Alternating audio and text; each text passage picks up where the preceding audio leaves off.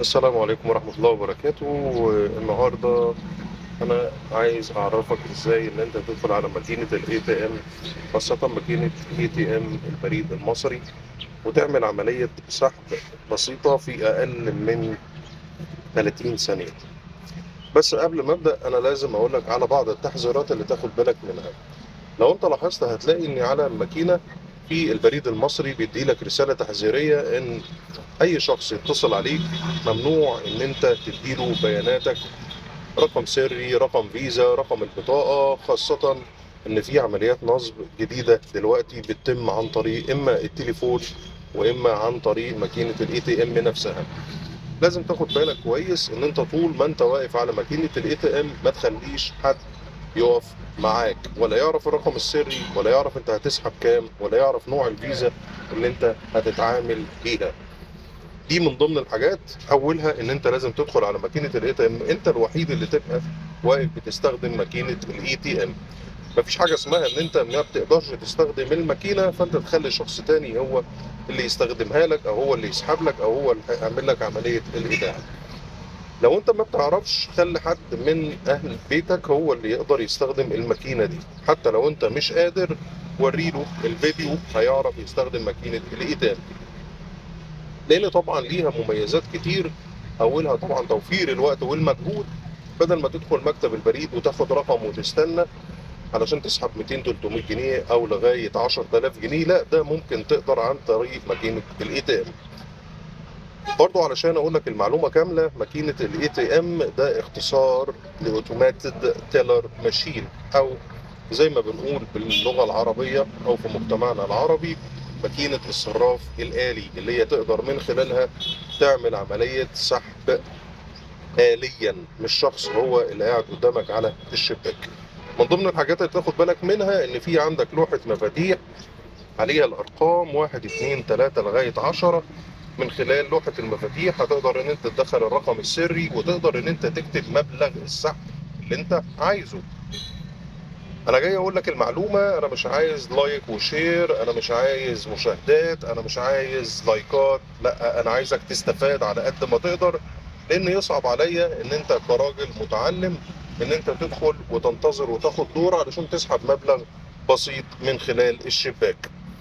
تعالوا مع بعض ونبدأ واحدة بواحدة ازاي تستخدم ماكينة الاي تي ام بكل سهولة وبكل سلاسة.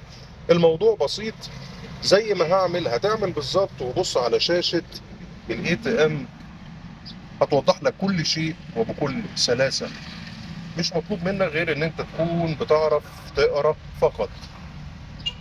اول شيء ده المكان المخصص لان انت تدخل الفيزا.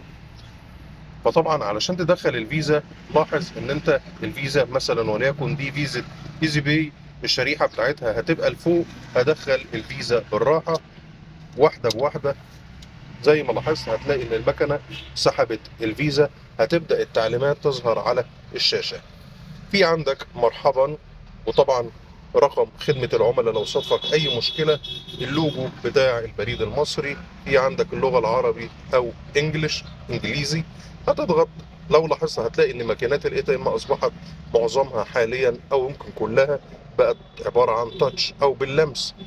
هنختار اللغة العربية، بيقول لك إدخال الرقم السري.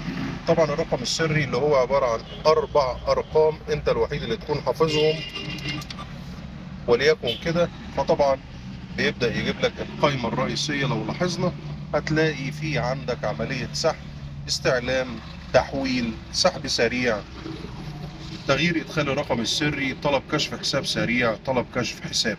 كل حاجة من دي فيها فايدة ليك على حسب استخدامك وحسب متطلباتك.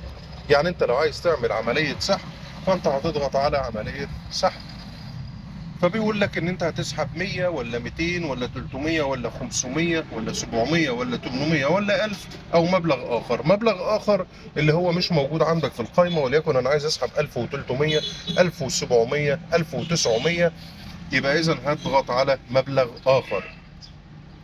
ولكن لو المبلغ اللي انا عايز اسحبه هو مبلغ من اللي مكتوب قدامك من 100 ل 1000، فانا هضغط على المبلغ. بس انا دلوقتي عايز اعلمك ازاي تعمل عملية سحب مبلغ اخر، لان في ناس لما بتيجي تعمل عملية السحب ما بتعرفش تكتب الاصفار، يعني هل الزيرو انا كده مظبوط ولا لا. فهنختار مع بعض مبلغ اخر. هعلمك ازاي تعمل عملية سحب وليكن 1200 جنيه واحدة بواحدة، وتعالى مع بعض انا هعرفك ازاي نكتب وهنبص على الشاشة. انا عايز اختار 1200 جنيه مثلا او 1700 جنيه، اي مبلغ انت عايزه. فاحنا هنضغط على 1 7 وبص على صابعي وانا بكتب الزيرو، وبص على الشاشة انا بكتب زيرو كده، لسه كده جنيه و70 قرش. طيب زيرو كده 17 جنيه. طيب زيرو كده 170 جنيه. زيرو كده 1700 جنيه. يبقى وانا بكتب على لوحة المفاتيح انا ببص على الشاشة عندي كده المبلغ 1700 جنيه، وليكن انا عايز اكمل عملية السحب فانا هضغط على استمرار. طبعا لو انا رصيدي في الفيزا يكمل ال 1700 جنيه فهو هيسحب 1700 جنيه. رصيدي مش هيكمل فبكل بساطة هيقول لي ان المبلغ مش موجود في الفيزا او غير مغطي. ولكن هل انت تريد ايصال مطبوع؟ فانا هقول له مثلا يا نعم يا لا، فانا مش عايز ايصال. ولكن نشوف المكنة هتعمل ايه.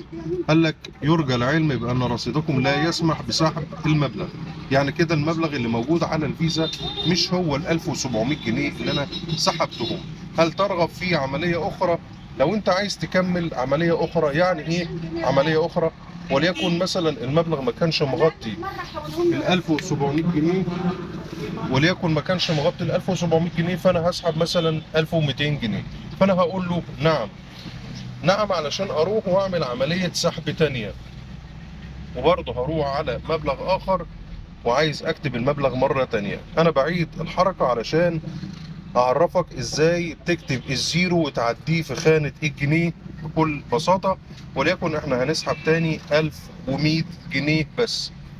ادي 1 0 0. كل ده بص على الشاشة، لان هتلاقي ان انا كل ما بكتب زيرو هو بيبدأ يعدي في الخانة بتاعة الجنيه.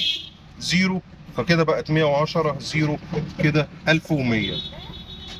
لو انا تاني المبلغ مغطي ال 1100 جنيه انا هقول له عملية استمرار او الغاء، لان المبلغ اقل. فانا هقول له استمرار علشان يعمل عملية السحب.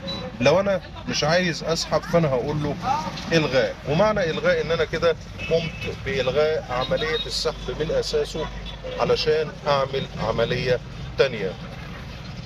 اعتقد ان ده كان شرح وافي لازاي ان انت تعمل عملية سحب من فيزا ايزي باي البريد المصري، وازاي ان انت لما تيجي تكتب المبلغ يبقى مغطي او غير مغطي، والزيرو هل هو عدى في خانة الجنيه او لا. لو انت بالفعل العملية دي فادتك او الشرح فادك، يا ريت حد يشوفه معاك هيستفاد. ومش لازم تكون انت بتعرف تستخدم ماكينة الاي تي ام، على الاقل اللي حواليك يكونوا يعرفوا.